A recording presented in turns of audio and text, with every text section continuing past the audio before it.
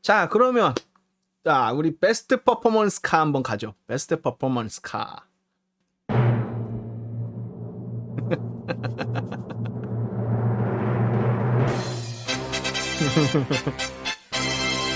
자, 여러분들 다 예상하셨다시피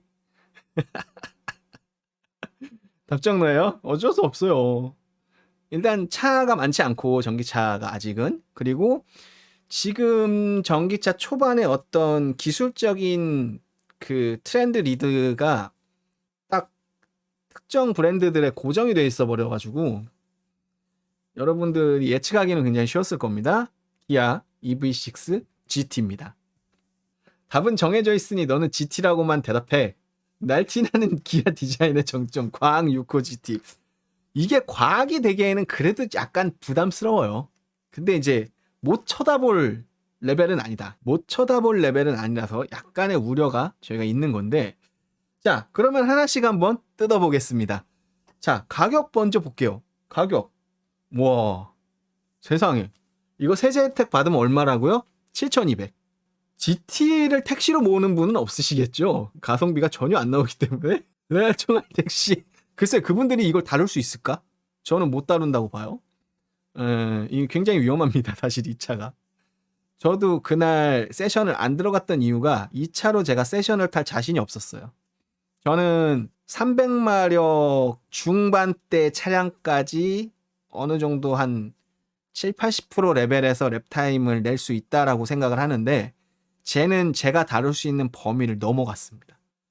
예, 물론 일상에서는 타는데 문제가 없겠지만, 이제 서킷에서 다루기에는 저도 좀 적응이 많이 필요한 그런 차량이고, 심지어 초보자들이 아니면 일반적인 그 전혀 다른 주행을 하고 계시는 택시 운전을 하시는 기사님들께서 이 차량을 구매하신다면 무조건 뜯어 말려야 돼요.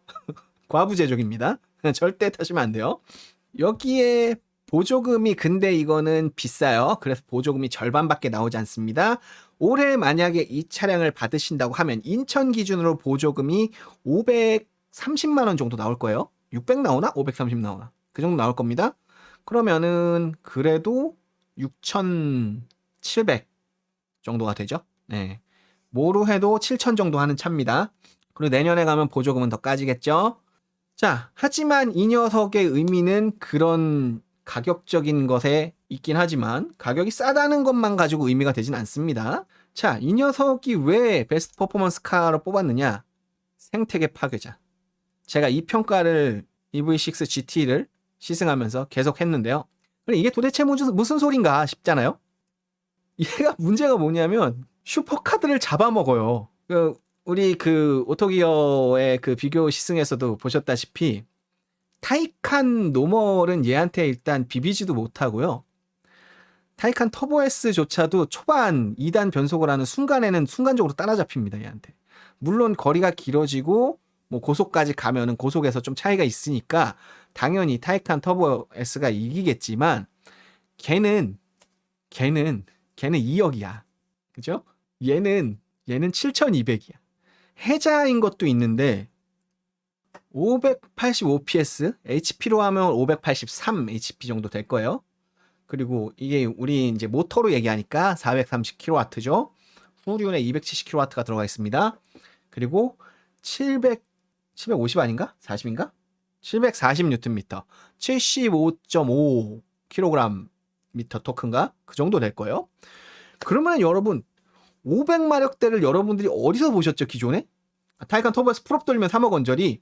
풀업으로 비교해야지. 쟤는 단일 트림이니까. 이제 옵션 다 있는 애거든요.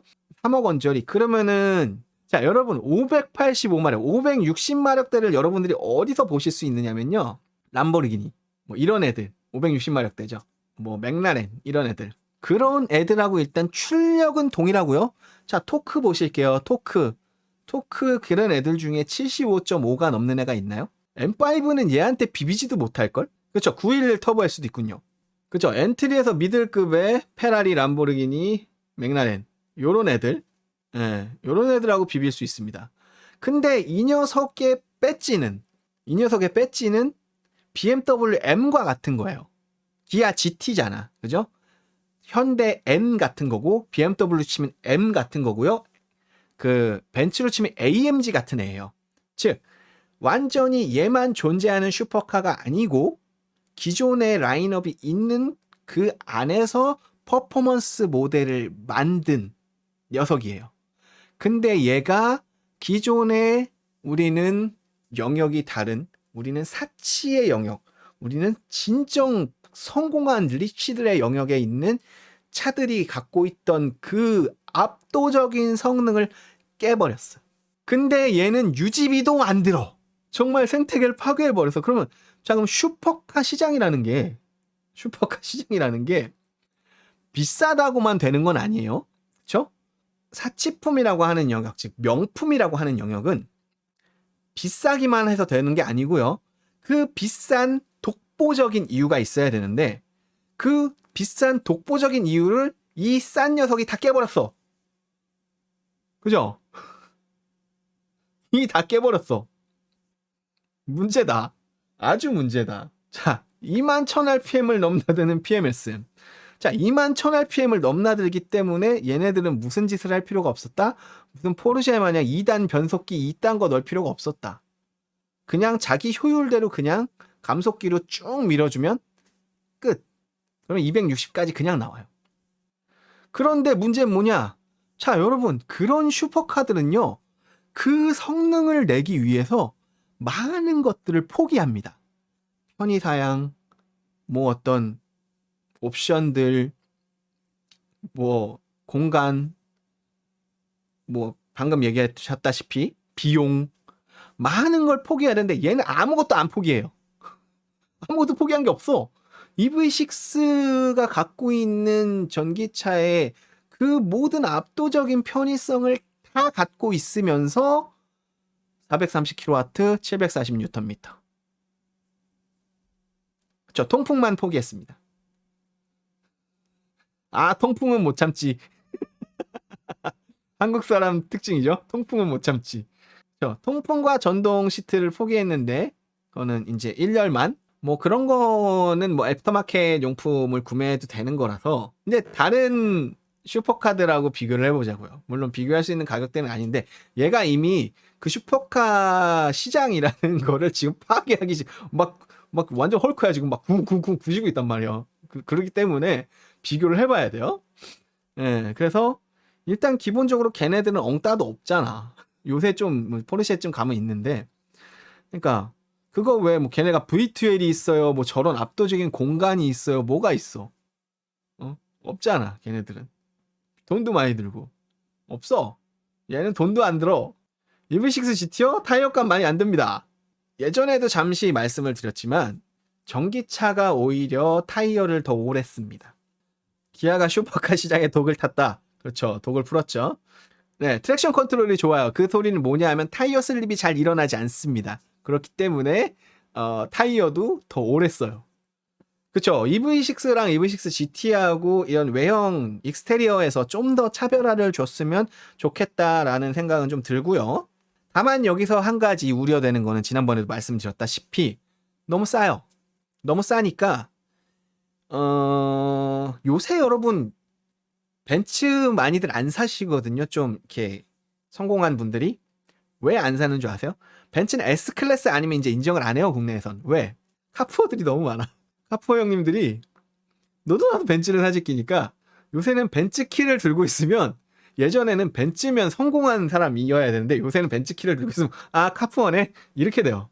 그러다 보니까 요새 강남에 많은 분들이 벤츠를 안 사고 다 제네시스로 가는 이유가 그래서다. 네. 그 카푸어 형님들이 갈 수 있는 마지노선의 비용대가 있어요. 이 차가 딱 그 가격이야. 심지어 새 차가 얘는. 그래서 차를 잘 모르고 저 정도 마력을 다룰 수 있는 경험이 전무한, 좀 무리하면 20대 후반 30대 초반인 사람이 저걸 살 수가 있어요. 그랬을 때 신난다고 저걸 공도해서 밟아 제끼면, 물론 차가 제어가 많이 들어가 있어서 안정적인 제어를 기존 내연차에 비해서는 해주겠지만 그거는 이제 차도 해주는 영역에 한계가 있어요. 사람이 미친 짓을 하려면 뭔 짓을 못해, 그죠? 그래서 좀 위험한 면이 있어서 뭐 저 차를 구매하는 분들에게는 익스피리언스 센터에 뭐 강제 수강 같은 거를 좀 할 수 있게 한다든지 뭐 앞으로 어떤 면허 시험 같은 거를 일정 수준 이상의 퍼포먼스 카를 구매하기 위해서는 뭐 시험을 추가로 봐야 된다든지 이런 것들이 좀 생겼으면 하는 바람이 있어요.